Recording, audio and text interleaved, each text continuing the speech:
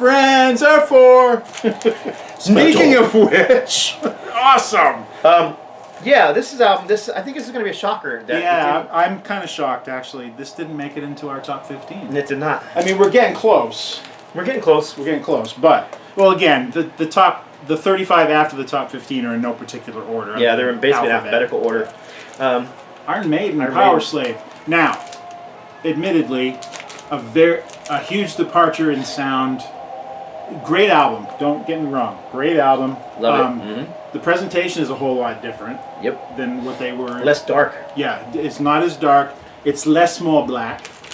And it's got the Pharaoh things going on, you know, blue and gold. And now the sound's still heavy, but it's definitely cleaned up a little bit, and it's a little more progressive. This is the album that gave us the epic Rime of the Ancient Mariner, which is like what, 20 minutes or something.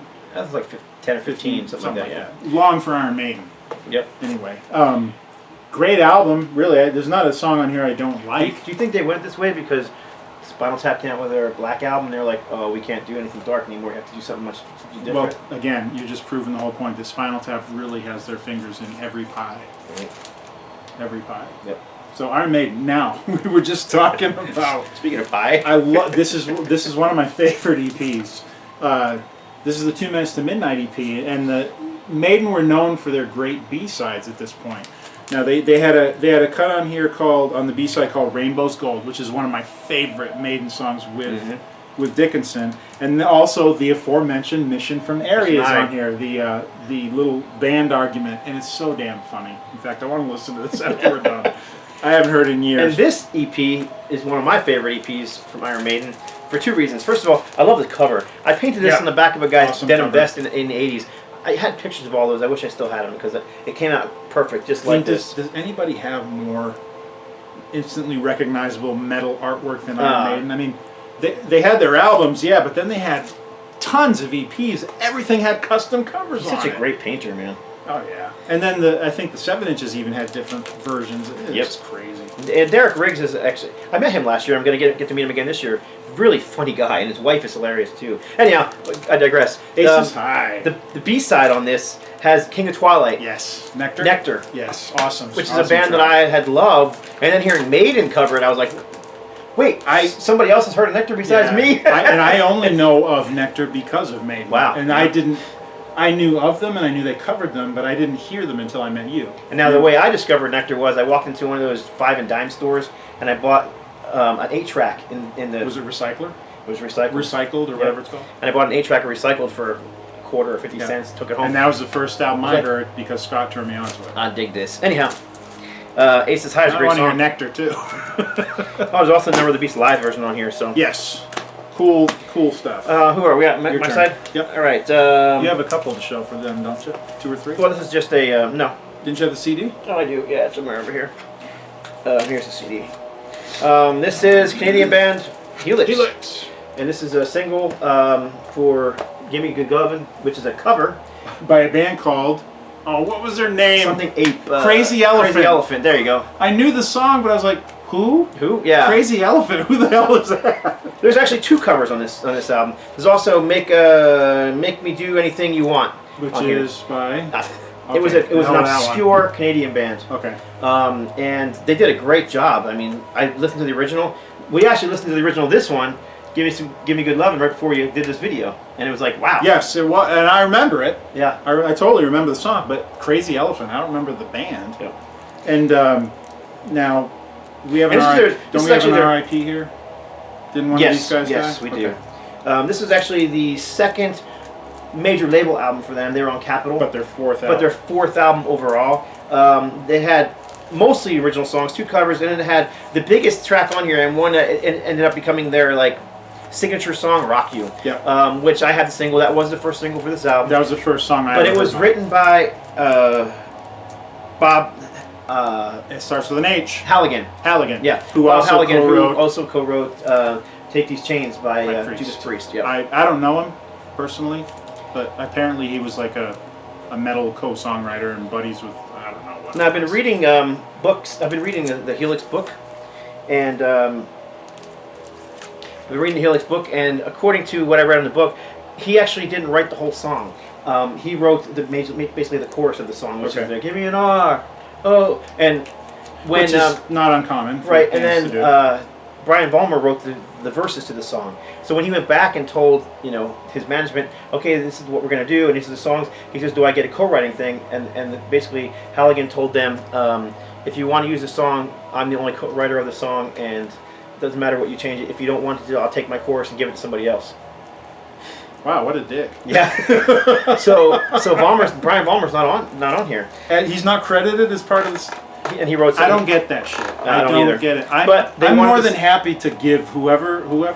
But it's all about it's money. Here it's all about money. Big labels, publishing rights, all that kind of stuff. Have you seen the latest Stone Groove shirt? You will. You know what I'm talking about, right? Yes, I do. We do have an RIP on here. Yeah. And Paul Hackman died in an accident. And Paul is what? Paul is one of the two guitar players, and Paul is him. No, that's there's Paul right there. That guy. R.I.P. Paul.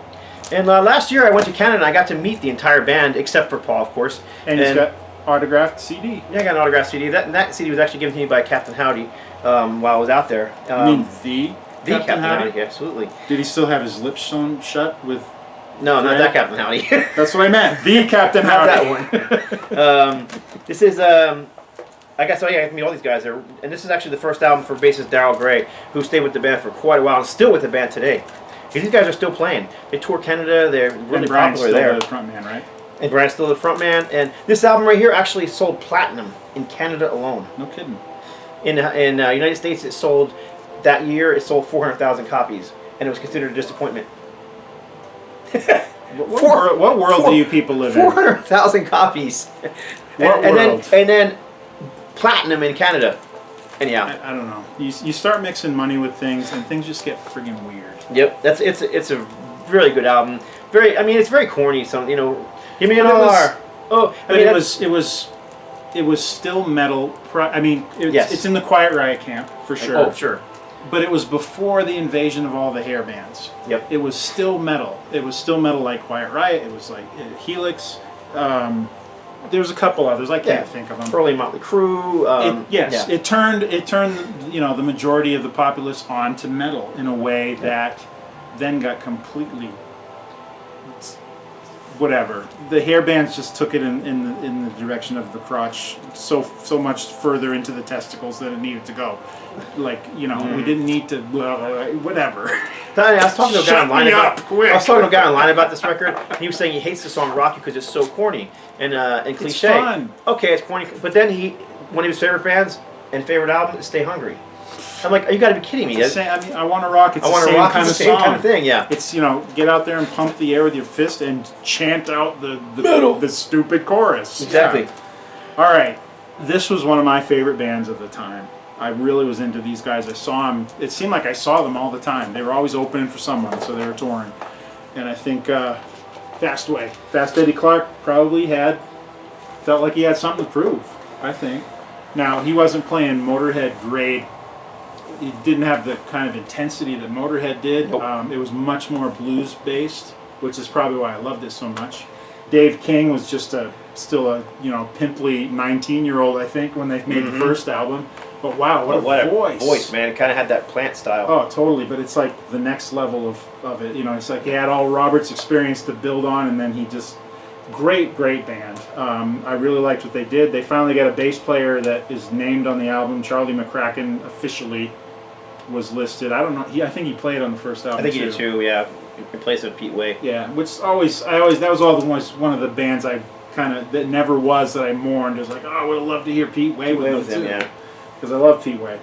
But great album. It really takes up where the first one left off. The first one was full of hooks and just really hard rock and new wave of British heavy metal band. Technically, really, they are. They really are, and that's the sound they were going for. Yeah, although we've got veterans in here. We've got, Fast Eddie Clarke from Motorhead, and we've got Jerry Shirley on drums from Humble Pie. Humble Pie, yeah. So these guys had definitely paid some dues for sure. But they were definitely of that style, of that time. Yep. Just like Gillan, the band Gillan, same thing. Exactly. You had a veteran like Ian Gillan in the band, but it was still a new band with that sound. They kind of jumped into the new pond and did a new thing. So there's really great song.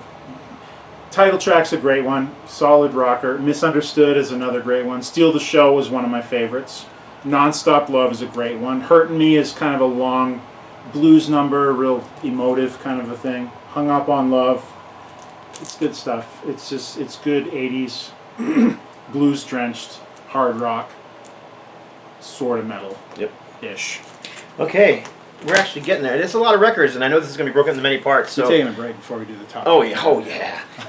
I need a break. I need a snack. Anyhow, this next one is a local band. They have a cult following, especially for some weird reason in Greece. Local where? Local from where I grew up in, which is New Jersey. We're in Arizona right now. Yeah, and I live in New Mexico, so I ain't from neither one. This is a local band from New Jersey. We're very much global metalheads. And Everyone's local. This is actually, they released an EP this year. This is not the EP. I don't have the EP. This is a reissue from last year. This is Knights of Steel by Heathens Rage. Now, the original EP was not called Knights of Steel. It was just Heathens Rage with this same cover. Did not have this on here.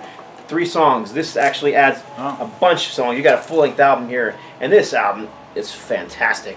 I love the original Knights of Steel album. The thing is, this is a band I really grew up with because my friend Tony Lee, guitar player with this band, was my high school buddy. So I was going to practices and watching him play, and I've seen him live more times than I can remember. So we got Heathens Rage, and there was another band called Heathen, right? And Heathen were a California thrash band. I was confused. A few years after. This is Heathens Rage from New Jersey, yeah.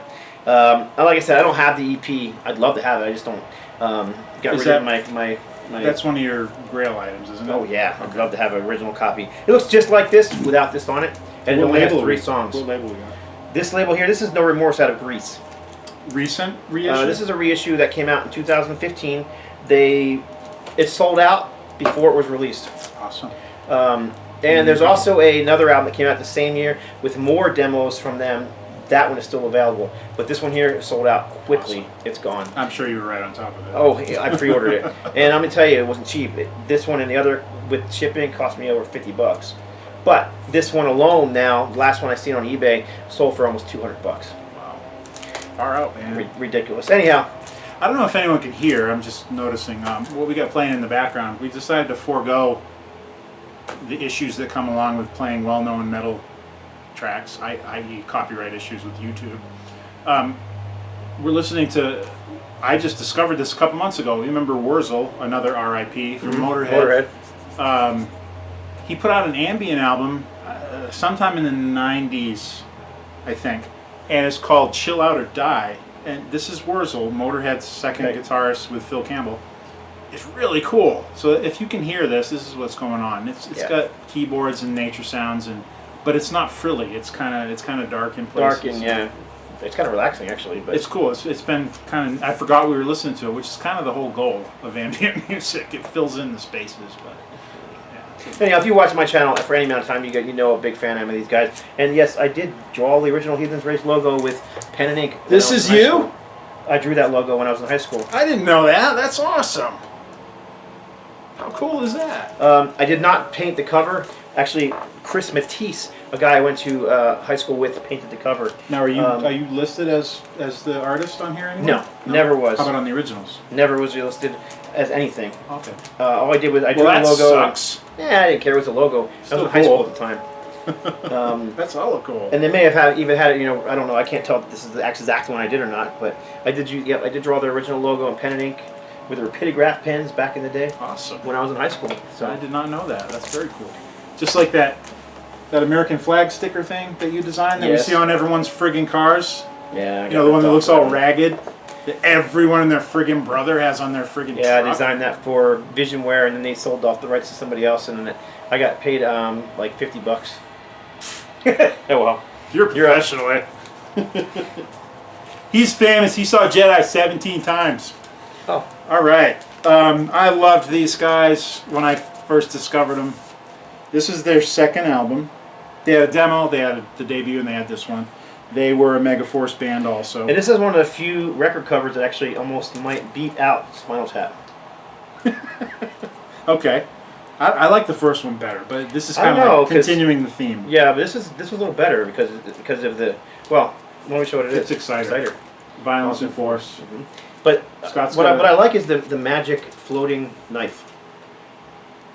Oh, yeah. I mean, that's just cool. He's got his hand like this, and the knife is just levitating. See, I think here's what I think. I think they super glued it on. I think this guy is he's really adept with a knife, and I think he's got it in the crook of his finger. It's kind of like that, sort of, but he's much better at it than I am, obviously.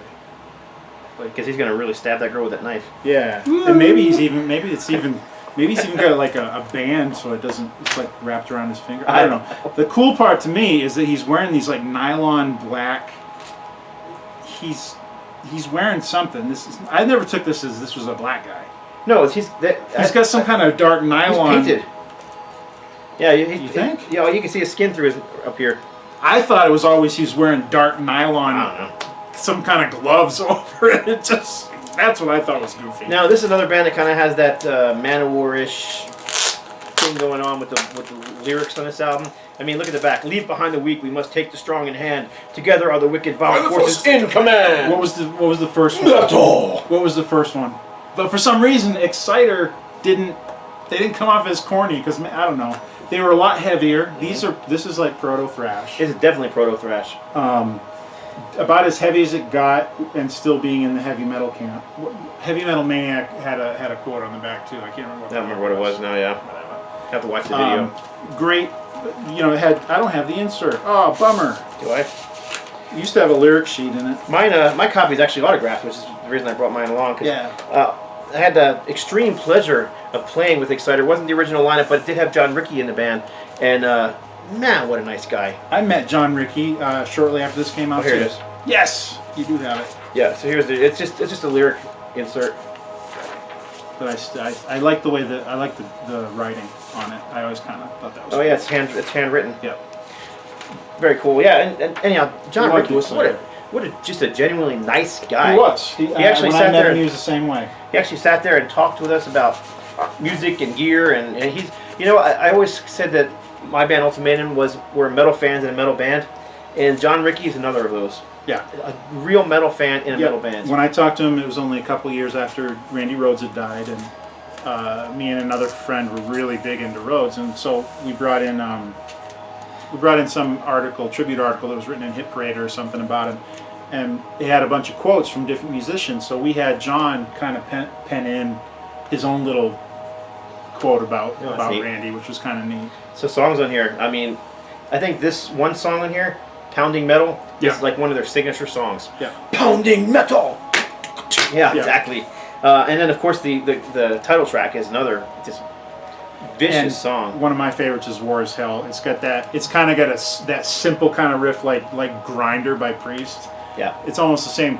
It's power chords, but instead of dun dun dun dun dun dun, theirs just goes dun dun dun dun dun dun dun, and it just drones on and on. To me, that always reminded me like a drill. Yeah, or a saw blade, because it's cutting through, And they had a very cutting, grindy, trebly kind of guitar sound going on. That was and then Dan Bueller had that crazy high pitched and the shriek. Yep, and the drummer. One of the very rare vocalist drummers, especially for this kind of music. How often do you hear a drummer? Your turn. Yeah. This is HELSTAR, another one of those bands that started off as a U.S. heavy metal, power metal band, and morphed later into more of the speed metal and thrash metal. But here, they were a lot like the Laws Rocket, just straightforward heavy metal. But the vocalist on this album, he's just awesome. What is the name he goes? He uses Bill Lionel on here. That's not his real name. Wait a minute. That's his stage name? That was his real name is James Rivera, and I remember reading. And that's a much cooler name than someone correct me if I'm Lionel. wrong, but back then he was worried about the prejudice against the whole Hispanic thing in metal. Really? That's what I remember reading. And then he only used that. He went for the most white sounding name he could get? I guess so. James Lionel. Bill Lionel. Bill Lionel, whatever. But anyhow, after this record, it went back to James Rivera. On every record after that, the guy can sing, and he's singing in a lot of different bands. This is the original cover. There's another cover with like a spaceship blowing up a star. That's actually cool too. That's cool. Yeah, you don't see covers like that. This is one of those. I love this cover. It's hand painted. It's kind of like corny. It looks like Into the Pit a little bit. And look, is this a pentagram? No, it's a star. It's HELSTAR. Give me a break. Get it? Get it? It is a pentagram, but a pentagram is a star that's forward. It's not upside down. The Baphomet. Now thing. it's a pentagram. Anyhow. Well, no, it's a pentagram as is. Now it's a Baphomet. Okay. Or a Baphomet pentagram, whatever. Whatever, yeah. Because, you know, anyhow, who didn't learn how to draw a star like that when you were in 2nd grade? He's one of the few singers that I think could rival Halford. Just his range, his sound, his style. To me, I've always described him as Halford meets Dio. Wow. He's an awesome And they spelled singer. hell wrong. In their name, you mean? Yeah, they only use one L, so it's not really even hell. It's hey? It's hell. The No, L, H-E-L, you know. the L is silent. It's HELSTAR. Oh, is that what it is? No, it's HELSTAR. You're up. It's just not really hell. Okay, this next album is... Yeah, I mean, it could be argued this isn't heavy metal, but it's heavy. It's heavier than anything It's you hard. did. Yeah, it is. Deep Purple, Perfect Strangers. This was such an anticipated reunion. Yep. It was the Mach 2 Deep Purple reunion. Yeah, the classic one, the Smoke on the Water lineup. You know, you always get those discussions online with people. What is the best reunion album ever? What is the... It's pretty, yeah. I'd take another one that I really dug was Permanent Vacation. I mean, it's not the technical first reunion album, but it's strong. But yeah, what a great album. Knocking at Your Back Door was a huge hit. Always, yeah, I don't... we'll just leave the discussion. I didn't know until much later when I read it in an insert. I didn't know what the subject matter was. Now I do. Yep. What else is on here? Let's see. Come on, let's talk about it. Perfect Strangers was a big song. Oh, that's a great one. Nobody's Home was a big song. And there's a Zeppelin vibe going on here too, especially in Perfect Strangers. It's got that kind of that Mixolydian scale, like Kashmir. And the thing about this is even though it was the 80s, it had a 70s vibe. Oh, especially because the keyboards, which weren't keyboards, it was organ. Right. The organ and the guitars were just like, it was a mesh. It was like perfect. Deep Purple isn't an 80s band. They were born in the 70s. They were... Well, born in the 60s technically, but they flowered in the 70s. So you mean they were the first wave of British heavy metal? Ah. Yeah.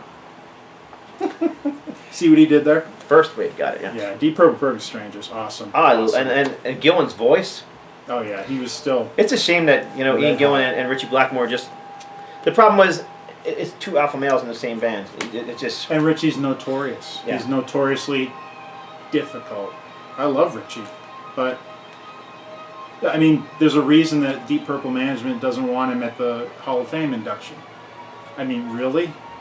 Deep Purple pretty much was Richie's band. Yeah, that guitar. How can he not There be was there? not a guitar player who was doing the things he was doing No.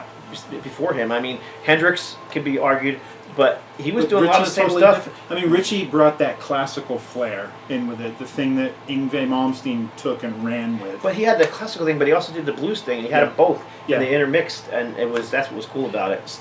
Yeah, I think, to me, the camps, I mean, we had Sabbath and we had Purple, and I always thought that Sabbath birthed Priest, Purple birthed Maiden. To me, that's just kind of like, this is just me, the way my head works, but it just had that same kind of flavor that just kind of ran through it. But what a great album, man. And I mean, there was another cool, very cool, much anticipated reunion just the year before, which was Yes. Mm-hmm. Two incredible reunion albums that came out really back to back. The thing about Richie Blackmore, too, is you hear Richie's solos, and it sounds like Richie's solos. Totally. And he could overplay, but he didn't. No. He knew when to... And he was very much an improviser, too. Yeah, he rarely played stuff twice Yeah. the same way. It was... Yeah, anyhow. Yeah, Deep Purple. I could talk about Deep Purple forever. Man, we got some great ones coming out. I can tell we're getting close to the top. Yeah, ones. we're getting tough. We're getting there. I'm getting I'm sorry this excited. is a long video. Hope you guys are enjoying this. I mean, we're gathering on and on, so, Let's go get some ice cream and take a break, huh? Okay. Yes! This next one is a German band. This is the American pressing of a German heavy metal band. This is Grave Digger. What a great cover. And I have such a hard time promoting. Remember we were talking earlier about singers who have that kind of German snarl? So you got Udo and, Chris, I wrote down, Boltendal. I can never say his name right. Can't say it. Boltendal. Huh. Chris Boltendal. And they're Germans, too. German band. Great. What a great cover. Check out the Heavy Metal Collector's Guide by Martin Popoff. He gives us a perfect 10. And he doesn't give a whole lot of 10s No out, kidding. but he gives this one a perfect 10. What a great cover. I mean, aside from that, I don't know why that's there. That's but only on there because it's the American pressing. That's it? That's why the American pressing added that on there. All And right, there is so we've got the planet Earth that's half Earth, half skull. And then we've got a concrete cross stabbed into the back of the skull, and it's on fire. Yep. Awesome! Yep. And it's called Heavy Metal Breakdown. And that song is still one of their trademark songs. And these guys have been around for 40 years, and they're still cranking out the power metal stuff. It's a good band. And I didn't do that, did I? No, I don't think so. I don't have this on vinyl. I wish I did. I think I only have it on CDR. Yeah, but there's not a bad song on here. Every song. My least favorite song on here is "Yesterday." Chris, Tell me it's not the Beatles song. no, it's not. But it is a ballad, and Chris Boltonham has that Udo style voice. You know, very gravelly, and there's something about them doing ballads. It's like, But Udo doing "Dancing with an Angel" with Doro, is different. totally works. And I mean, Lemmy's done that too. Sometimes it works. Sometimes you got the gnarly voice doing the pretty song, like 1916 or something like that. Anyway. But obviously, this wasn't one of the ones that did. Great album. Let's listen to this one after too. When we go get ice cream. Okay, you're up. Oh man, this one's a killer. Now I have to say, I was not into this band in their heyday. It was one of those bands where, I mean, you can only get so much. And I always saw them, and their covers were so cool. I was like, I gotta get into that band at some point, but I gotta buy this friggin' Quiet Riot album first. Whatever. I was still a kid. Cirith Ungol, King of the Dead. This is the album I discovered them on. Second album that they did. There's not a bad song on here. They've got Atom Smasher, Black Machine, come and ride the Black Machine. And we've got Tim Baker on vocals, who's another, you love him or hate him. Yeah. He's like Udo in the sense that nobody sounds like him, but he kind of reminds me a little bit of Eric Wagner. Eric Wagner, thank you. But much more shrill. Shrill, yeah. yes, that's a good word. We got Master of the Pit, great song, King of the Dead. Death of the Sun, okay, my one complaint. Death of the Sun is the song I discovered them by, and the original version was on the first Metal Massacre album. Yep. Man, that was the first song I heard by them, and it was like 20 years later. Fell in love with them because of that song. That song is so killer. They redid it, and whatever it had initially, they lost it on this one. And I heard this version. Maybe I didn't. I don't know. I think it's a Was production. it opposite for you? No, not really. I mean, which one do you prefer? Yeah, I don't care. I like Doesn't it. Okay. For me, the first one's hit me so hard that it was this so one raw. didn't The first quite. one. The recording was so rough. And there's nothing else like that sounds quite like. Nothing else they did that sounds quite like that. Yep. Finger Scorn, another favorite of mine on here. Toccata in D, which is basically the Bach piece that instrumental in here. Jerry Fogel did. Another R.I.P. Jerry Fogel. Oh my gosh, man! Almost every. Yeah. We probably missed a few too. We probably Deep did. Purple. Yeah, John Lord. John Lord. That's right. And then Cirith Ungol, the self-titled song. The whole album's great, and we got awesome cover art. Again, Michael Whalen. He did every one of their covers, and they're all based on the Elric saga by Michael Moorcock, which is just another reason I love him so much. And which guy died on here? I can't remember now. Jerry. That's right, Jerry Fogel. Yeah. Now they're back together. Yes. And they're gigging. I don't know if they have some something coming out, but they are doing some shows. Yep. Yep. Oh, let's see, I'm up next. Great band. Okay, this is one of the three covers for this album that came out in 1984. This is Fate's Warning, Night on Brocken. This is their first album. This is hugely inspired by early Iron Maiden. Oh, yeah. This is Arc era, Fate's Warning.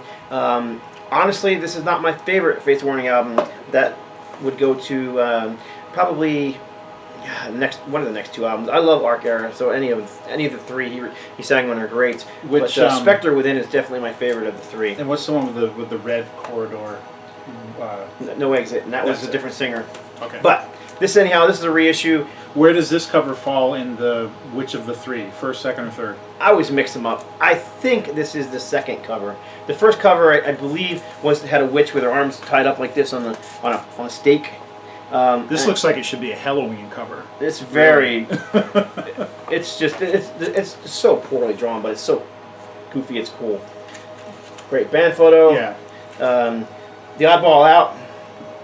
John Ark looks Nice headband, dude. He looks like a monk or something. But other than That's the original singer? that is the original singer. Okay. And this is a reissue. Like I said, it's a limited pressing 500. But this also has a bonus track on it. Flight of Icarus. Wow. Yep. That's like, and that's a rehearsal from '83. Yep. That's like right after the song came out. Yep. So, like I said, very Maiden-ish here. They weren't the prog metal band that they became known as. This is straightforward U.S. heavy Okay, metal. this guy sang on Spectre Within? Yes, he did. Okay, and that was their second album? That was their second album. This is the first. It's the first album. Okay. And he also sang on the third album, too. So, anyhow. What's the third one called? Yeah, I knew you were going to say that. It was just totally slipping my mind. So No Exit was the fourth? Fourth. Second. Yeah. See, that's the first album I ever heard. And that's Ray Alder on that one. Okay. Oh, come on. I cannot remember the third album. I hate when I do that. I can't even think of them. But anyhow, doesn't matter. This is the album we're talking about. Again, raw production. In this case, I think the raw production hinders it a little bit. It's not quite as... See, it doesn't always work. It's not a hard and fast rule. Yeah. It's not, you know. Maybe some of you guys disagree with me, but and it also could be that not I keep saying I wanted to say not on Brockin, but that I discovered them on the second album, not this album. Spectre Within. Spectre Within. So I went backwards to this one, and that's when, and I was like, oh, you know, Which makes sense. yeah. Like, I did the same thing with Diamond Head. The first one I heard was Borrowed Time. Fell in love with it. I love the production on it. I'm not as big a fan of Lightning to the Nations as it came to be known. Right, which is a more popular album. But Right, but some people like that because it's more raw. Now, I don't always disagree with all the things. I don't always agree with everything I say because that kind of contradicts Right. something I said before. yeah, I mean, some of it's just nostalgia, plain and Right. simple. This, you know, that was the album I heard first. That's my favorite, but I do like this album too. Yeah. It's very good. Like I said, straightforward heavy metal. Iron Maiden inspired, not the prog metal that way they would become. Yeah. Yeah, you find with things that are so subjective like music, and especially in metal, where I'm down to my last I'm down to my last one. one. Me too. Yeah. So this is the last two in our top 35, and then we're going to go to our 15. Wow. Okay, so we had Surathungal. This band has a slight Surathungal connection, but these guys, wow, these were game changers. Not to the level that Metallica was, but Celtic or Celtic Frost, however you prefer. I've always called them Celtic Frost. Yeah, I don't know. Totally lost what I was saying. What was I saying? Interesting album. I did not like it when I first heard it because the vocals are very guttural. Mm-hmm. And this, you know, this is like the beginnings of what turned into death metal, black metal, yeah. And not the black metal that Venom played, the black metal sounding. The high shrill shrieks. Yeah, this is the roots. And the thing that's funny is this is tame compared to the stuff that came right before it, which was a band called Hellhammer. I mean, that stuff, I remember hearing that. The Triumph of Death was the song I remember from the Hellhammer album, or demo, EP, whatever the hell it was. And the word is the... I just thought, this is not, you can't be serious. This is stupid. But it was the beginnings of a new style. A style that I'm still not completely appreciative of, but I do like this. I really do. I like Celtic Frost a lot. I even like the stuff that people don't like. Yep. Oh yeah, I like it when they got commercial. I did too. It's almost like they were so extreme that when they got commercial, it was like, oh, this is something my ears kind of, you know. Yep. They've got that extreme stain on them, but I love like Vanity Nemesis. Yeah. Cherry Orchards was a great song. Great song. I love Yeah. that song. I don't care what people say. It was better than any other hair metal song that came out that year. Yep. Anyhow. Into the Crypts Arrays is still one of my favorite tracks, but Procreation of the Wicked is probably my favorite track on this album. Love that one. I discovered this band in a very unique way. I bought a magazine, had an anvil on the front cover of it. It was a picture of Lips, and he was wearing that, you know, that bondage clothing he would wear. The red leather stuff. And yeah, and it was Kerrang magazine. Yeah. Oh, I know what you're talking about. Yeah, and I bought that magazine in a music store, and I took it home, and I bought it because of Anvil's on it, and I loved Anvil. And I'm pretty sure that's the issue I saw. And I always did all those pen pal things in the back. Oh, yeah. And in the back of that magazine, there was a guy who said, check out my new band, the Infernal whatever, Hellhammer. And I was like, oh, I got to hear that. So I wrote to him. and I got a letter back. And I so wish I Warrior? still had that, but it was before this, you know. I mean, Oh, okay, yeah. And yeah, I didn't get the demo. I don't think I got the demo. But he did send a letter back, and and all it was, I sent him a letter saying these are the bands I'm into. He sent me back a letter saying these are the bands I'm into, basically. Awesome. Man, if I would have had that letter still. I got a letter from Dave Ellefson like that, the bass player from Megadeth, way back, and I don't have it anymore. I lost it. Oh, the connection, the Sirathungal connection. When they were coming up with the name for Celtic Frost, the Frost came from Sirathungal's Frost and Fire album, because Tom Warrior was a big fan of Sirathungal, which makes sense. It really does. Morbid Tales. I mean, one of the if you're gonna go with. If you're gonna use a pentagram-looking thing, damn, go all the way. It's like Dave Mustaine did with the Skull and Crossbones. Man, he took that thing to the extreme. Well, look at that. That's one of the most involved pentagrams I've ever seen, or whatever the hell. The band pictures on the back of that thing are great too. Oh, they are, and they've got like the early versions of corpse paint. You know, their eyes are all skulled out and. They just look totally badass. You can't even see the drummer's face. It's totally in the shadows. Of course, it's not quite as good as Spinal Tap. Well, what is? But I mean, look how black it is. There's no... that doesn't come from anywhere but. Yeah. You know how that goes. Yeah. All right, last one for this. Until we get into our top 15. Yeah. Great album. Oh, what a great album. Still a great band. Armored Saint. March of the Saint, first full-length album from them. We did our '83 video, and how many people did we get saying in the little comments? How come you didn't include the Armored Saint EP? We totally forgot, and that's a great one. We blew it. It's a great EP. Not it's perfect. another one, a 3-song that came out, and then a reissue came out with an extra song on it. Yep. I mean, I've always said it, messy and imperfect, and I never have been. I'm not a professional. I'm just a huge fan. So, you know, that's just the way it is. Anyhow, great, straightforward, heavy metal. They didn't sound like anybody else that I can think of. I mean, they're definitely like, you know, leather-clad metal band, but I met them in '83. They were touring with Metallica, or they were doing more like local shows with Metallica, I guess. And I love John Bush's voice. Oh, he's got a great voice. Especially, always loved it. Especially in Armored Saint. Yeah. I liked him with Anthrax as well, but he just seemed to fit. I mean, Can You Deliver was the song that really got me into him. What a great song. I mean, DTCs used to play it. And then there's what else is on here? This classic Madhouse. Yep.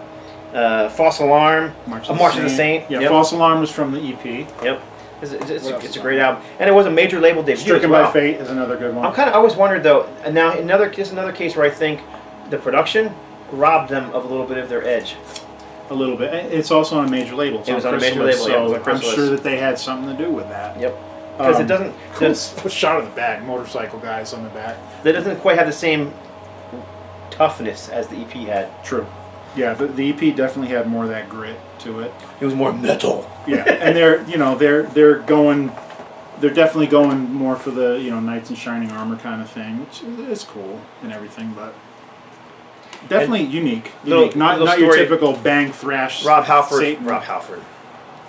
Rewind. Rob Whitlock from Ultimatum is a huge Armored Saint fan, and I saw Armored Saint with him here. That's right. Huh? Yeah, he was telling me a story about how these guys were touring with Metallica back in the day. Yeah. That actually was on this tour, wasn't it? Because it was with Ride the Lightning. It had to be. I suppose so. I mean, they were touring with them when Kill 'Em All and the EP were both out. Right. Because I think the EP was on Megaforce too. But Armored Saint were so popular in their home Southern California area that when they played there, Metallica refused to play after them, and Metallica played first, and Armored Saint followed. Well, that's a little bit cooler than just refusing to play, like some people would. No, they didn't refuse to play. Well, I think it was more of a respect thing.